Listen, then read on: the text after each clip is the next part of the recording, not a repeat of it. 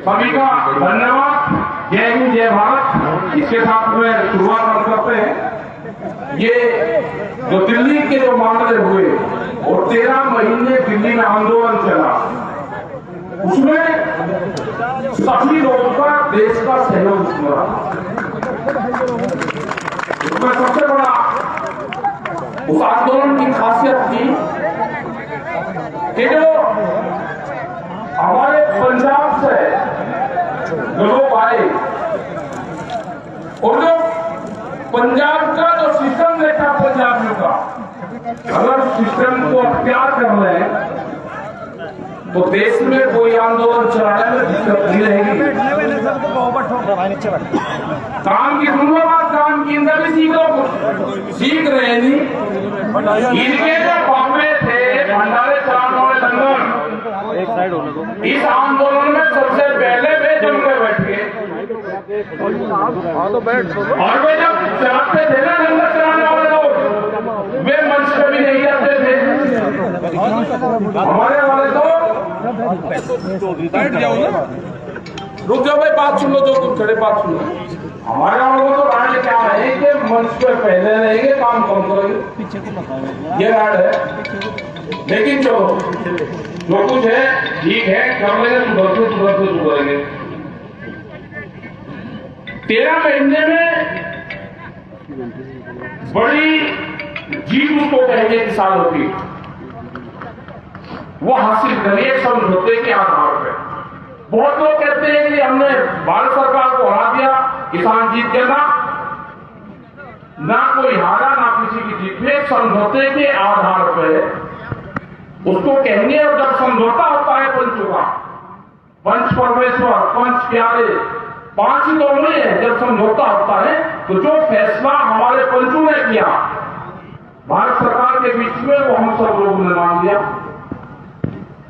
बड़ा सहयोग वहां पे उन मेडिकल के डॉक्टरों का रहा जिनमें 24 घंटे दवाइयां वहां पर बीमार हो गई।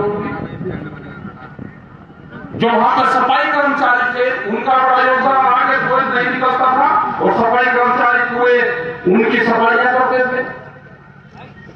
बड़ा योगदान यहाँ के भंडारों का रहा। हर गांव से जो अनाज, सिस्टम, दाल, लस्सियां जाती थी, सब गांव से गया। कोई उसमें भेदभाव नहीं था। किसी ने ये नहीं कहा कि आपका हिंदू या मुसलमान या सिख के किसी के घर से गया। आटे में किसी के कोई जाति नाम नहीं है, वहां नहीं कहा किसी ने।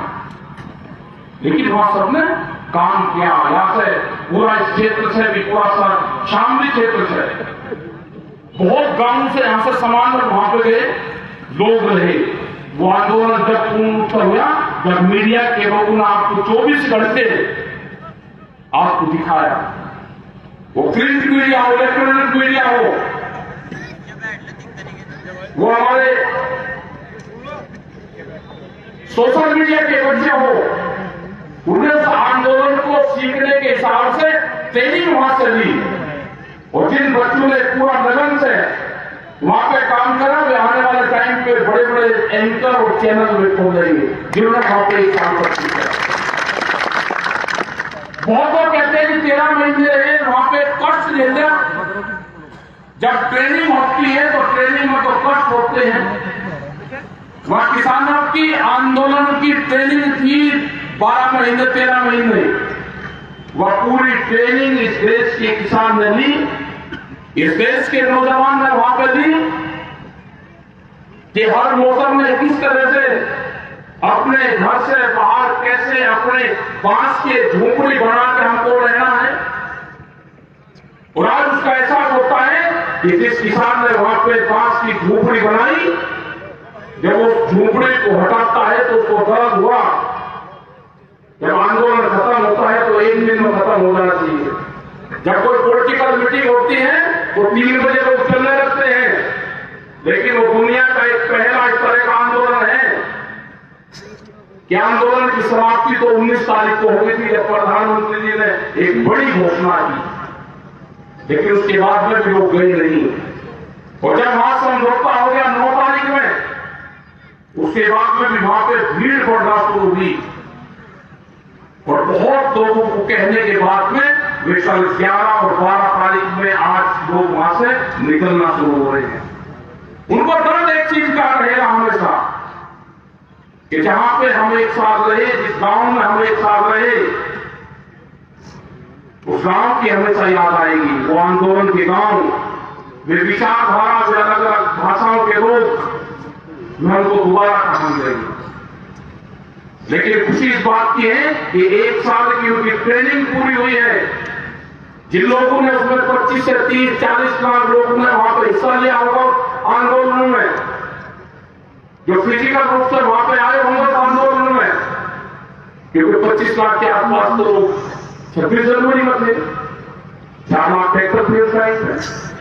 तो हर रोज जो आदान प्रदान हुआ तो बहुत बड़ी संख्या में आदान प्रदान हुआ। वे वैचारिक रूप से बहुत लोग जुड़े जो वहां तक आ नहीं सकते थे, और ये वैचारिक क्रांति थी, ये पूरी हिंदुस्तान में गई। इस वैचारिक क्रांति से जो भी बच्चे जुड़े, जो भी नौजवान जुड़े, वे बेरोजगार युवा जुड़े, उनको एक ट्रेनिंग स्थल वहां पर था। वे बड़ी सोच लेकर वहां से सरकार 13 महीने बाद में मानी तो 13 महीने बाद भी वे गए। भारत सरकार से हमारा यह है कि जो समझौता हुआ उस समझौते पर काम करें। एमएसपी का इशू चला है पूरे देश भर में। अब एमएसपी को पत्रकार जान गए, एमएसपी को गांव का किसान जान गया, जो अपने खेत में फसलें बोता है उसको एमएसपी का पता चल गया। एमएसपी सरकार को नहीं देनी, ये गलत फहमी है जो सर बताते हैं कि एमएसपी सरकार को देनी है। अब आप समझना, करीब 12 लाख करोड़ रुपए की एमएसपी की फसलें देश में पैदा होती है। मोटी मोटी सी अपनी बता देंगे, आपको सब कुछ समझ में आ जाएगा 1 मिनट में। ये एमएसपी है क्या और एमएसपी भारत सरकार लागू क्यों नहीं करना चाहती। करीब करीब 12 लाख करोड़ रुपए की हम 23 फसलें एमएसपी पर तैयार करते हैं। उसको अगर हम 3 पार्ट में बांटे तो 4 लाख करोड़ रुपए की फसलें हम अपने घर में कंज्यूम करते हैं। उसको हम खाने के लिए रखते हैं, अपने पशुओं के लिए रखते हैं, अपने बीज के लिए रखते हैं, और कुछ वो खाद हो जाता है। तो एक औसत से हम मान लेंगे 4 लाख की हमने खत्म कर, तो बच के 8 लाख करोड़ रुपया। 4 लाख करोड़ रुपए की हम फसलें ये मान लेते हैं कि उसकी एमएसपी पे खरीद होती है, वो कम की हो सकता है। भारत सरकार उसका पैसा देती है कि हमने 4 लाख करोड़ रुपए की फसलें किसानों से खरीद दी। अब घटना कहां पे है? 2.5 लाख करोड़ रुपया तो सीधा किसान के आ जाएगा और 1.5 लाख करोड़ रुपया जाएगा व्यापारी की जेब में, जो सस्ते में आपसे खरीद के और एमएसपी के दाम पे भारत सरकार को बेचते हैं। तो 1.5 लाख करोड़ रुपया तो आएगा वहां से, सरकार ने को नहीं लेना उसमें। अगर गारंटी कानून बन जाएगा तो 4 लाख करोड़ रुपए की जो खरीद होगी वो सीधी किसान से होगी, व्यापारी उससे नीचे पे खरीद नहीं कर पाएगा। आगे 1.5 लाख रुपए करोड़, और वो सुनो 4 लाख करोड़ रुपया बच गया, उसको बाजार खरीदता है, वो दूसरी जगह बेचने में अपने ऊपर व्यापार होता है। इसमें अगर एमएसपी की गारंटी कानून होगा तो उसके कम पे वो भी खरीद नहीं होगा, क्योंकि जो व्यापारी है वो महंगे दाम पर बेचता है बाजार में और कम दाम पर खरीदता है। तो करीब 1.5 लाख करोड़ रुपया वहां से आएगा। तो ये समझ लो कि 3 लाख करोड़ रुपया जो बड़े उद्योगपति हैं उनकी जेब में जाता है, सरकार की जेब से 1 रुपया नहीं आना। ये मोटा मोटा सा आंकड़ा एमएसपी पे है। और जब वो 3 लाख करोड़ रुपया बाजार में आएगा, किसान के पास में आएगा, वो मकान बनाएगा, वो मिस्त्री का जाएगा, वो लोहे में जाएगा, वो बच्चों की पढ़ाई में जाएगा, वो कपड़ा खरीदेगा, वो सोना खरीदेगा अपने बच्चों के लिए, कोई न कोई उससे व्यापार करेगा। तो 3 लाख करोड़ रुपया बाजार में जब घूमेगा किसान के उससे, तो भारत सरकार उससे टैक्स जाएगी। तो एमएसपी अगर लागू होगी तो भारत सरकार को टैक्स मिलेगा। ये है एमएसपी और उनके वहां पे जो बैठने वाले जो साइंटिस्ट और बड़े बड़े लोग हैं वे कहते नहीं भारत सरकार को देना पड़ेगा, वो पूर्ण रूप से गलत है। ये यहां पर रास्ता जाता है। बहुत लोग कहते हैं कि कराने में मीटिंग क्यों करी, कराने में मीटिंग क्यों ना करें। कराना एक बॉर्डर का हमारा गांव और कस्बा है। यहां पे हजारों ट्रक धान और गेहूं के निकलते हैं जो इलीगल तरीके से जाते हैं हरियाणा के अंदर, जो सस्ते में खरीद करके एमएसपी में बेचते हैं। घराने में मीटिंग इसलिए की केवल ना जाए व्यापारी का माल ना जाए वहां पे। हम अपना 50 क्विंटल धान नहीं बेच सकते, व्यापारी 25 से 30 हजार क्विंटल फसलें बेचता है। तो ये एमएसपी की लड़ाई जारी रहेगी। अभी भारत सरकार ने कमेटी बनाई है, हम पूर्ण रूप से उसमें अपना पक्ष रखेंगे। जो 2 दिन तक ये बात चली कि उसमें कौन लोग रहेंगे, हमने कहा कि किसान की विचारधारा के लोग रहे, गांव की विचारधारा के लोग रहे, कंज्यूमर की विचारधारा के लोग रहे, लेकिन वे लोग उसमें नहीं चाहिए जो गलत क्लास में पड़े हुए हैं, जिनकी यूनिवर्सिटी अलग है। वे लोग उसमें नहीं चाहिए जो एमएसपी के समर्थन करते हैं कि एमएसपी से होगा तो नुकसान होगा। उनकी क्लास गलत है, वे उद्योगपतियों की यूनिवर्सिटी में पढ़े हुए लोग हैं, वे हमको इस कमेटी में नहीं चाहिए। हमने भी उनकी क्लास नहीं, जब वे हमको पढ़ाने आए और से 30 साल पहले उनके जो प्रोफेसर थे वही स्कूल में पढ़े हुए थे, और जब उन्होंने डाटा बताया और उन्होंने डाटा कहां से शुरू करा, जिन लोगों ने अपने हाथ से बैलों से खेती की है वे बुजुर्ग यहां पर होंगे, वो जरा हाथ उठा दे, वे बात समझ पाए, हाथ उठा दो जिन्होंने अपने हाथ से बैल से खेती की है, ट्रैक्टर वाले नहीं, बैल से। बहुत लोग हैं तो समझ लो आप, उनका क्या कहना है कि जो बैल है, जो गाय का बछड़ा है या भैंस का पड़वा है, कटड़ा है, अगर वो 2 लीटर दूध पीता है तो आज के हिसाब से अगर 40 रुपया 50 रुपये दूध का रेट है तो 100 रुपये का रोज हो गया।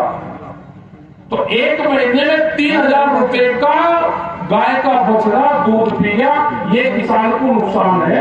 तो टिकैत साहब ने उनको कहा आज से 35 साल पहले कि भाई रुक जा प्रोफेसर साहब, रुक जा, पहले खेती नहीं कर रखी, अगर तो गाय के बछड़े के दूध का हिसाब रखना है तो पहले बैल कभी नहीं चलाए, पहले बैल की हथेली नहीं पकड़ी हल्की। तो व्यापारियों का वकील हो सकता है, किसानों का व्यापारी नहीं हो सकता, व्यापारियों का वकील हो सकता है, किसानों का वकील नहीं हो सकता। तो ये आज भी वे लोग, आज भी उस यूनिवर्सिटी के प्रोफेसर आज भी हैं वे, जिनको भारत सरकार कहती है कि यही रहेंगे हमारी कमेटी में, वे व्यापारी कहते हैं उनको। ये है एमएसपी। एमएसपी गांव तक चली गई है, कमेटी बना दी, हम अपना पक्ष, किसान का पक्ष पूर्ण रूप से मजबूती से रखा जाएगा। 40 लोग आपके इस संगठन के पूरे देश में बने हैं, वो चाहे भाषा ना समझते हो कर्नाटक के लोग, लेकिन वे भाव समझते हैं। आप इकट्ठे रहो, बंटना नहीं, आपको बांटने की कोशिश करेंगे, उसमें बंटना नहीं आपको। जो किसान की इश्यू है आप उस पर हो।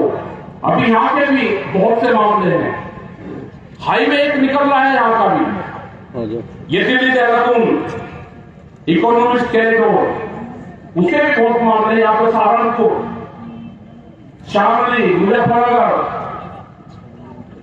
बागपत, एक ये भी है, इसमें भी जो निकल रहा है, इसमें भी कुछ किसानों की जमीन चली गई, पैसा नहीं मिला, तो इसमें भी किसानों के जो मुआवजा है उस पर सहमति नहीं बन पा रही। तो यहाँ के अधिकारियों से है कि उन किसानों से बैठ के बातचीत करें, जो मसले हैं उनको समाधान करें। आंदोलन खत्म हो गया, उन अधिकारियों से भी बातचीत होगी, जो पीडी है, जो डीएम है, उनसे बातचीत होगी। बहुत से सवाल आए हैं, वो जब बातचीत होगी तो उससे बात करेंगे। लेकिन ये सारी चीज जब होगी, जब आप इकट्ठे होंगे, बहुत बड़ी प्रेस आई, दिल्ली तक के लोग कवर करने आ रहे कि कैराने में जा रहे, कैराने में जा रहे, कैराने में क्यों जा रहे जी? हाँ जाएंगे भाई, कैराने में भी जाएंगे। कैराना का मजदूर जो हमारा नौजवान है, वो पानीपत में काम करने जाता है जी। जो हमारे यहाँ के बच्चे हैं पानीपत में काम करने जाते हैं, वे इंडस्ट्री यहाँ पे भी लग जाए, कैराने में इसलिए जा रहे, कैराने में इसलिए जा रहे कि जो यहाँ पे बिजली के खंभे दिखते हैं, अगर ये खंभा उत्तर प्रदेश की जमीन पे है तो किसान को 175 रुपए हाफ पावर बिजली का बिल देना पड़ता है, और अगर यही जमुना के पार होंगे तो इसको 35 रुपए हाफ पावर देना पड़ता है। कैराना में जाएंगे, उत्तर प्रदेश सरकार को बताएंगे कि बिजली के रेट हरियाणा के बराबर करो,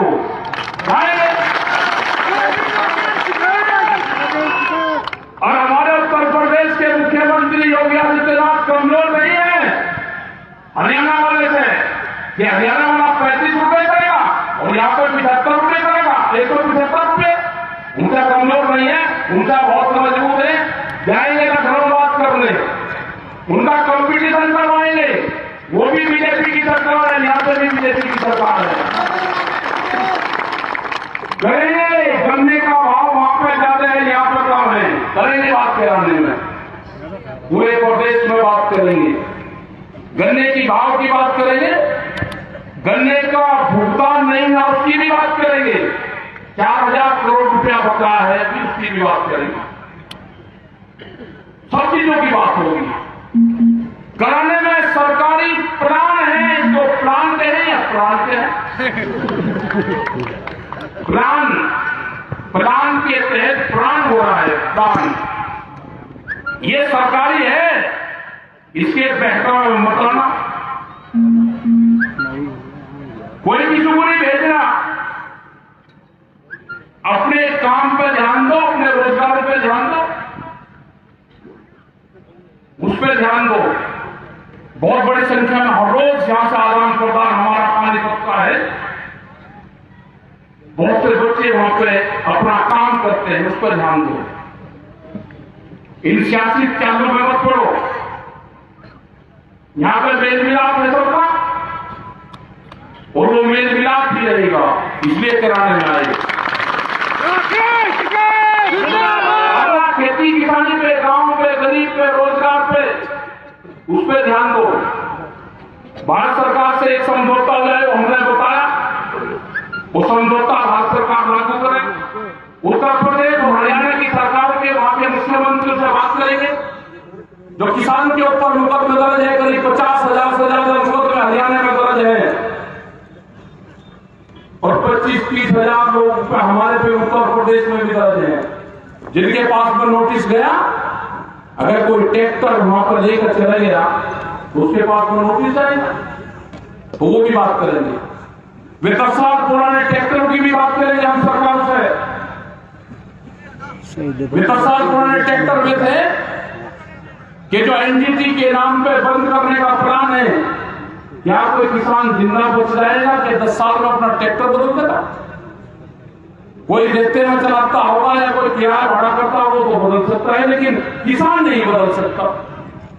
पंपिंग से जनरेटर 10 साल में बदले जाएंगे, हमने कहा कि 10 साल में तो नहीं बदले जाएंगे, हम ये ट्रैक्टर आपको दिल्ली की चमचमाती सड़कों पर चला कर दिखाएंगे।